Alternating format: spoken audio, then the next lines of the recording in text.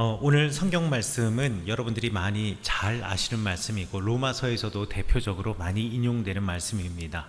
오늘 성경 말씀을 제가 한 절 한 절 따라가면서 여러분들에게 설명드리고자 하는데요. 새 한글 성경 버전으로 좀 더 쉽게 번역된 성경 버전으로 여러분들과 함께 우리가 읽어 나아가면서 이게 무슨 뜻인가 우리가 한번 알아보도록 하겠습니다.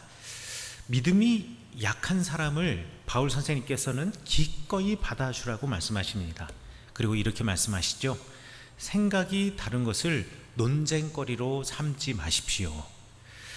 우리 논쟁이라고 하는 것은 서로 다른 사람이 서로 다른 의견을 다투는 것입니다.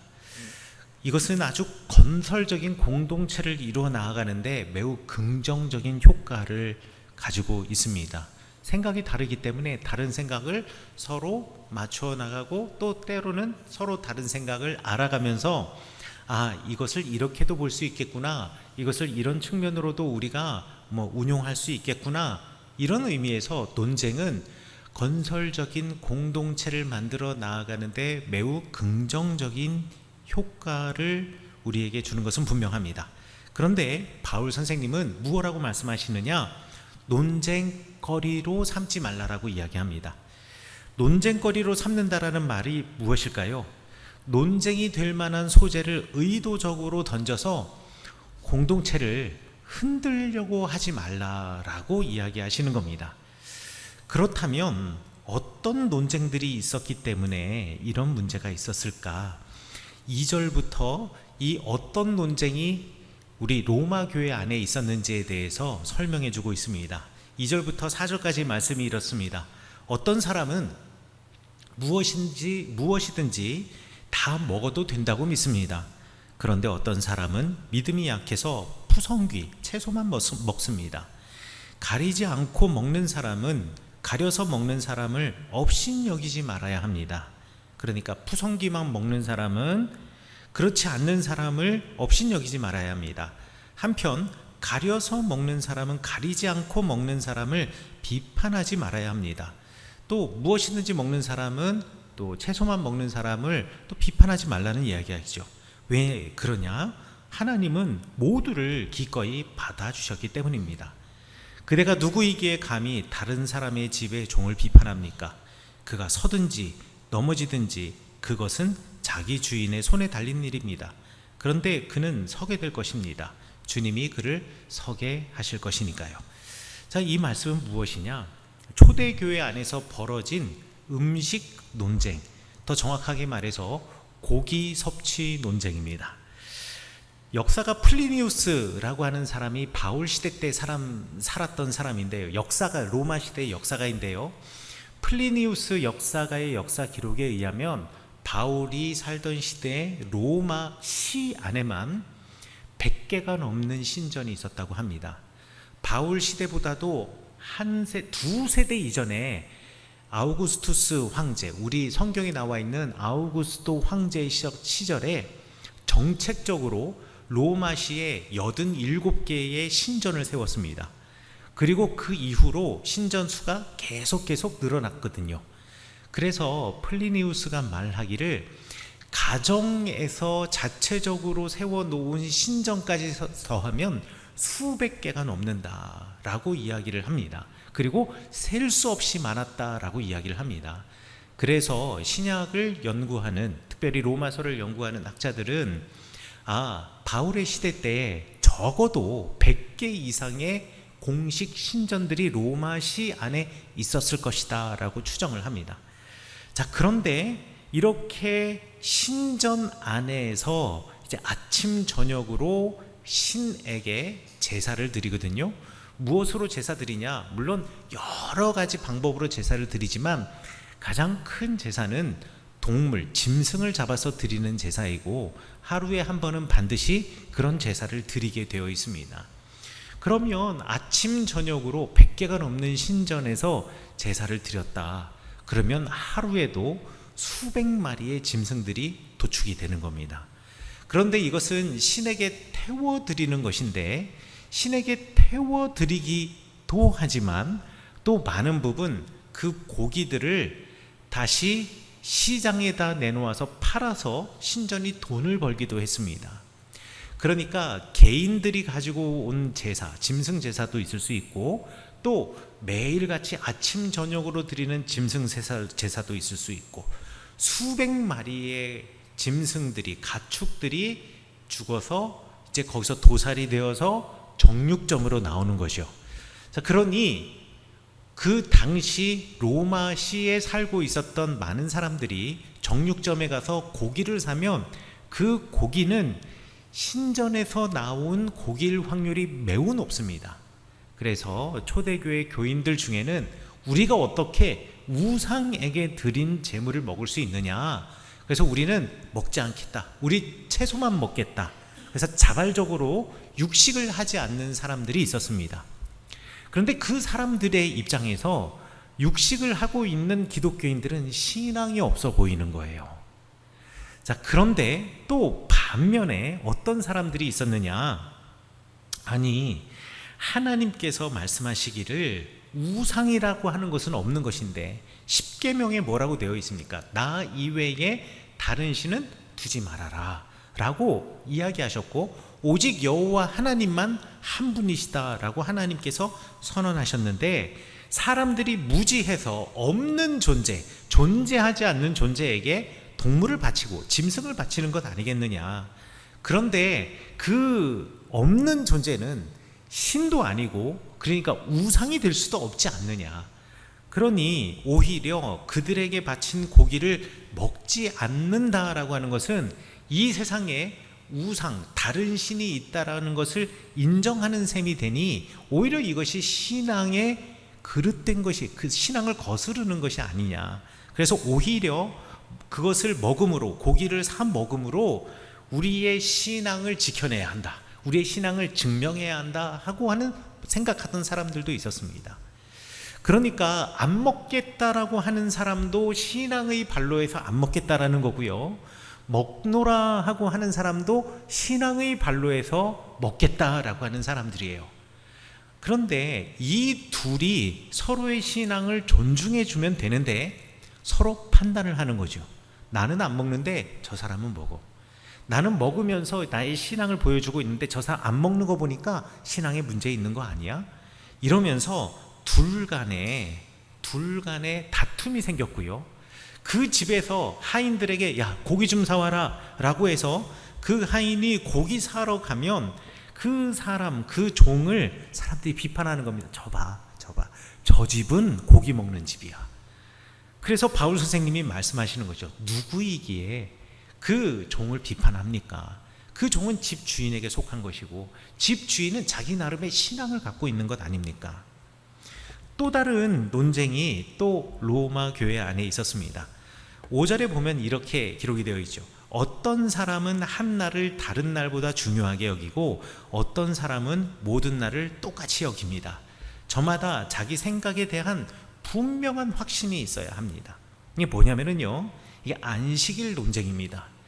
여러분들, 초대교회 교인들은요, 회당에서 유대인들과 함께 예배를 드리면서 하나님께 예배를 드렸었습니다. 그래서 초대교회 교인들은 안식일, 그러니까 우리식으로 말하면 토요일에 예배를 드렸습니다. 그리고 일요일이라고 말하는 우리 주일에도 또 예배를 드렸습니다.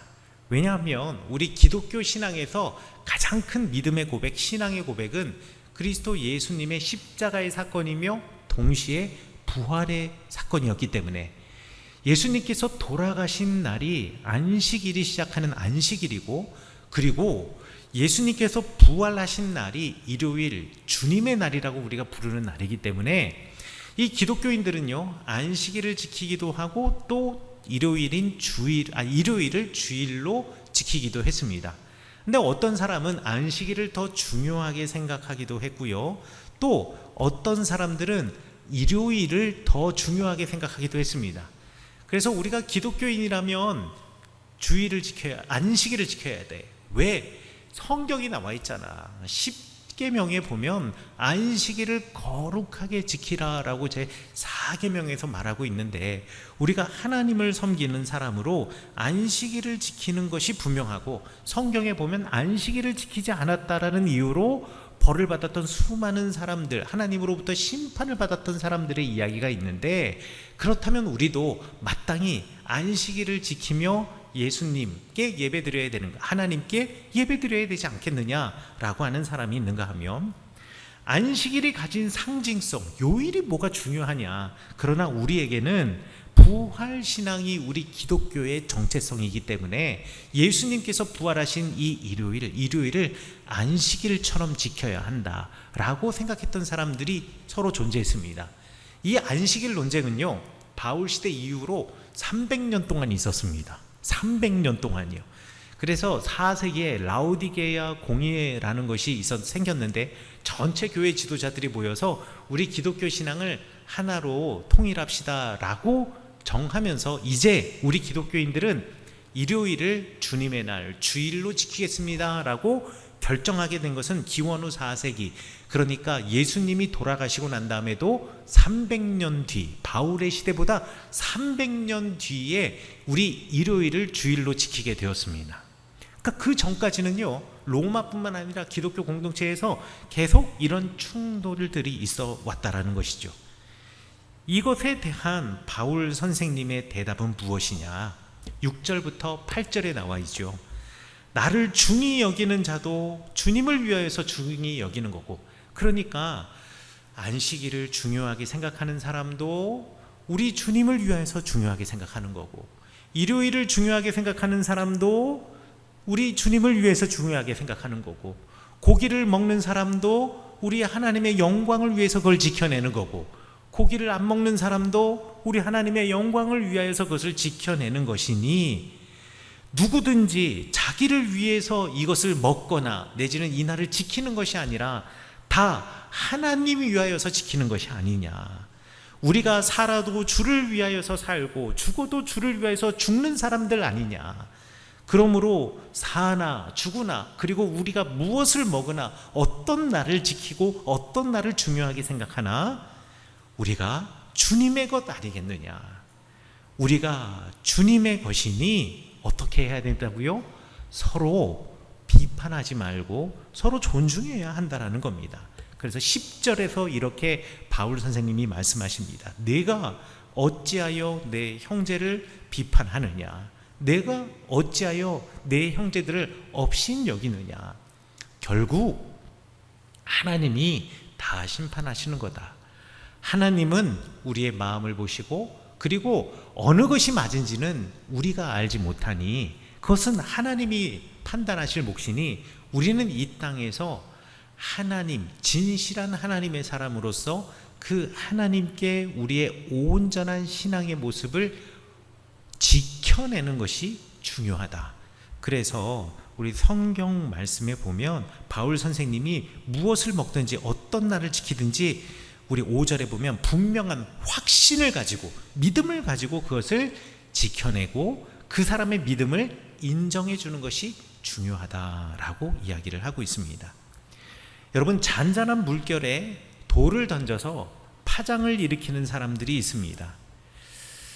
공동체에도 이런 사람들이 있고요. 그것은 로마 시대 공동체뿐만 아니라 오늘 이 시대의 공동체에도 이러한 논쟁, 그러니까 똑같은 논쟁은 아닐지라도 아주 다양한 논쟁거리들이 있습니다. 이런 논쟁에 대해서 긍정적인 측면도 있습니다.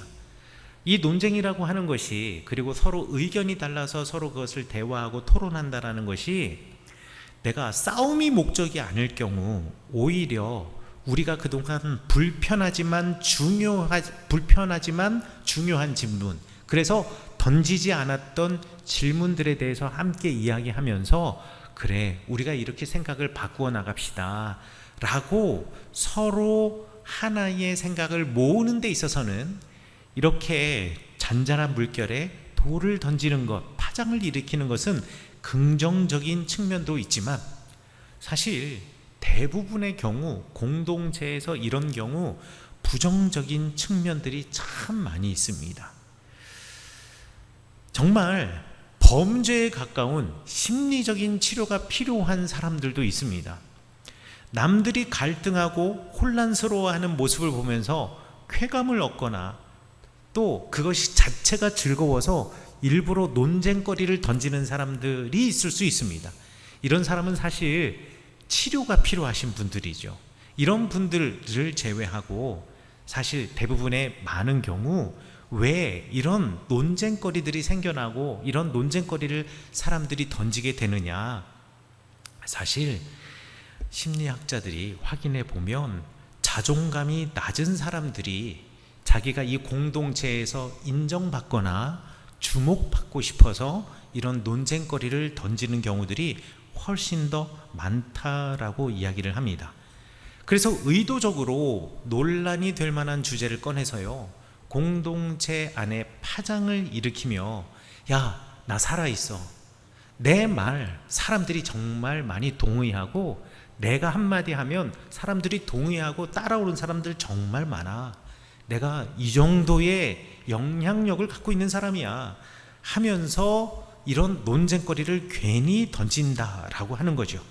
그래서 자신의 존재감이나 중요성을 느끼게 하기 위해서 또 타인의 인정을 받고 싶어서 이런 논란거리를 일부러 만들어내는 경우들이 참 많더라 라고 심리학자들이 이야기합니다. 또 하나 정말 조금 어려운 말이긴데요, 심리학자 중에 사울 로젠스바이크라고 하는 사람이 투사적 좌절이라고 하는 말을 했습니다. 제가 어려운 말이니까 읽어드릴게요. 개인의 불만과 갈등을 밖으로 투사해 집단 내 긴장으로 변환시키는 것을 투사적 좌절이라고 한다. 이런 면에서 자기 내부의 문제 대신 공동체가 흔들리게 되어서 개인은 일종의 그 안에서 해소감을 얻게 되는 현상을 투사적 좌절이라고 한다. 말 되게 어렵죠. 제가 쉽게 예를 들어서 말씀드리겠습니다. 어떤 직원이 상사에게 인정을 받지 못하는 거예요. 인정을 받지 못하니까 속상한 겁니다. 그리고 속상함을 넘어서 이제 좌절감을 느끼게 되는 거죠.